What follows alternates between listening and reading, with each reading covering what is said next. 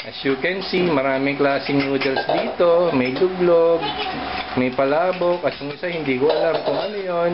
Sa bandang gilid may hotdog, walang kinalaman sa palabok yun.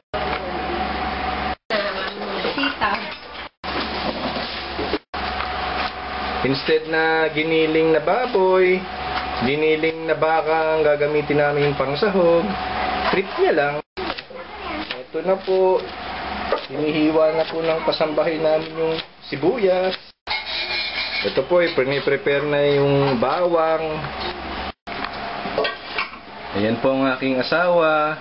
Kasasalin lang po ng pasta. Wala rin po kinalaman sa palabok yan. Ito na po yung pastang naisalin ng asawa ko. Pang spaghetti po yan. Dalawa po kasi lulutuin namin ngayon. Ito na po, inaalis po ng asawa ko yung excess fat ng corned beef dahil bad for your health. Yan po yung pagsasahog niya sa spaghetti. Wala pa rin kinalaman sa pansit palabok. Ay, dami sebo. Bad for your health. Here's the onion spring. Hindi pa siya nahihiwa. Ayan. Tagtag ng celery. Ayan po, sinasangkutsat niya na yung hipon. Hindi ko alam kung ano ibig sabihin na sinasangkutsa. Pero ayan, pinito. Ito na po, at hinihiwa na po ni Jeda yung hotdog. Ayaw niyang makita yung mukha niya sa YouTube. Ayan. Wala na naman pong kinalaman sa palabok yan. Yan na po, binabalatan na po yung itlog. Mga 1 oras din po siya naghugas para sure na malinis ang kamay. Joke. Kawawa naman yung puset. Ito na po, pinipirito na po ng asawa ko yung hotdog na wala na namang kinalaman sa pansit palabok. Ayan, ginigisa ko na yung puset para lutong-luto mamaya pag isinahog sa palabok ni James. Yan po magandang boses ng aking asawa. Game. Kung mapapansin nyo, malalaki ang hiwa ng puset. Kasi si Perry, kailangan malaki ang hiwa pag subo niya dahil malaki siyang sumubo eh. Nakakayaman ka po yan. Tuwang-tuwa lang po ang asawa ko sa picture nito. Kanya kahit wala na namang kinalaman, kinunan ko po para sa inyo. Paano mag-speak? Ito, pinapalambot ko na yung noodles para sa palabok mamaya. Malambot na siya. Ito na po yung noodles na may kinalaman sa pansit palabok.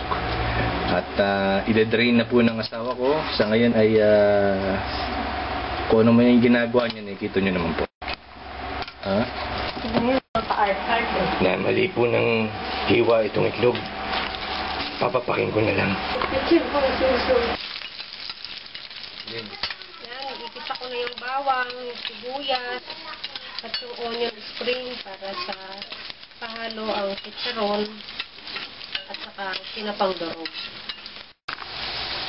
Ito yung ginigisa ko ng ground beef. Sabay actually yung pagluluto ko ng palabok, ito, sa spaghetti.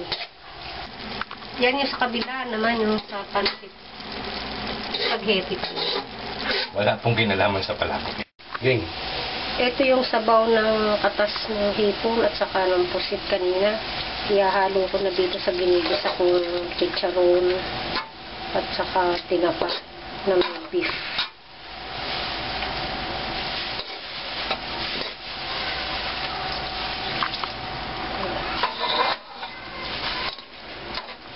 Tama ba itong pinagagagawa kong luto? Hindi ako sigurado kung nasundan ko yung tamang procedure. Ito na po yung pang-toppings. Halo ko na yung pasta doon sa ginisang tinapa. Ito po si James, ang anak ko. Siya po yung nag-request ng pansit palabok. Sabay pong naluto yung palabok at saka spaghetti sauce. Hinihintay na lang din namin yung aming mga kamag-anak, kapatid ni Pepe, mga pamangkin niya, para kainin itong ating niluto, spaghetti at saka palabok. Masunurin po yung asawa ko. Gumamit po siya ng starch. Yan. Nalagay ko na yung harina para lumakot itong ating Cornstarch. cornstarch. Yan.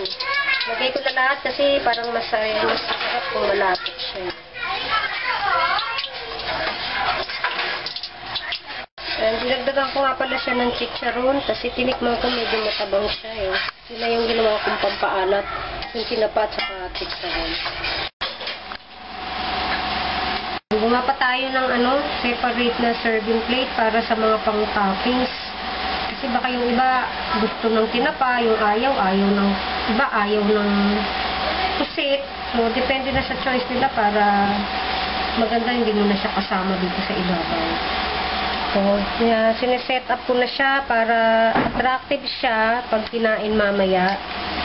Ayan. Lagay ko na yung sauce. Topping.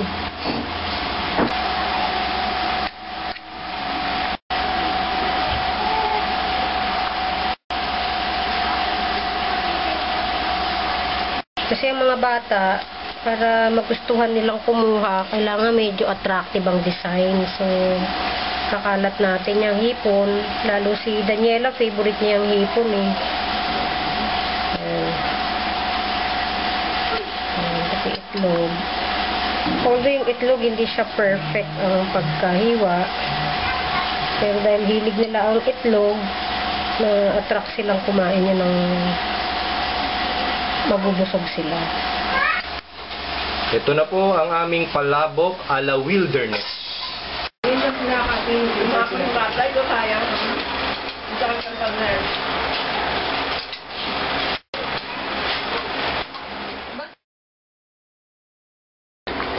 Ayan po yung konting natirang pinagbanlawan sa hipon.